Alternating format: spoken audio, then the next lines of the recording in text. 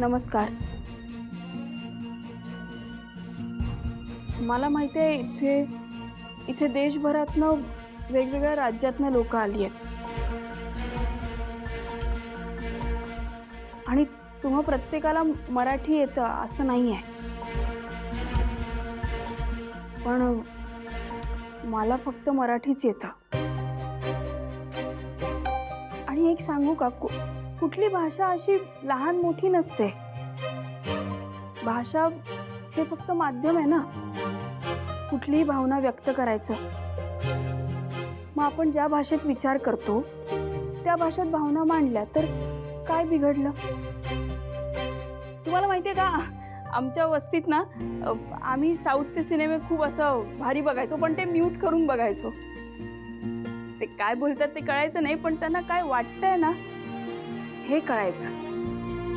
आणि ते वाटणं असतं ना, तेच महत्वाचं असतं. आणि मला जे वाटतंय ना ते तुमच्यापर्यंत पोहोचवण्याचा प्रयत्न करीन.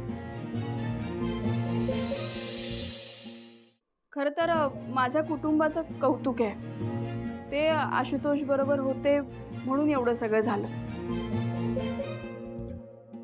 खरं तर म्हणून आशू इथपर्यंत येऊन पोहोचला. तो फसला होता पण खचला नाही. त्याला त्याच्या मेहनतीवर, त्याच्या खरेपणावर खूप विश्वास होता, म्हणून तो ह्या सगळ्याला बळी नाही पडला.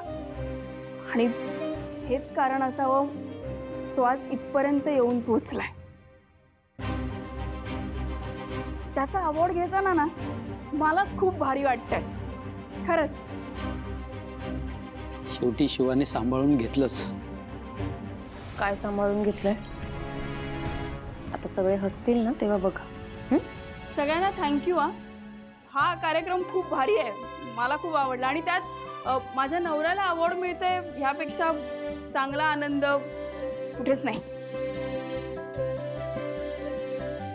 एखाद्या बायकोचा सुखावणारा प्रसंग कोणता माहितीये तुम्हाला? तर तिच्या नवऱ्याचं कौतुक होताना बघणं, तो यशस्वी होताना बघणं. ते म्हणतात नाही का, प्रत्येक यशस्वी पुरुषामागे एक स्त्री असते. पण आमचं तसं नाही. आम्ही दोघंही एकमेकांच्या पाठी खंबीरपणे उभे आहोत, एकमेकांच्या स्वप्नांसाठी आहोत. खरंच मला आशूला हे अवॉर्ड मिळतंय ना, हे बघून खूप भारी वाटतंय.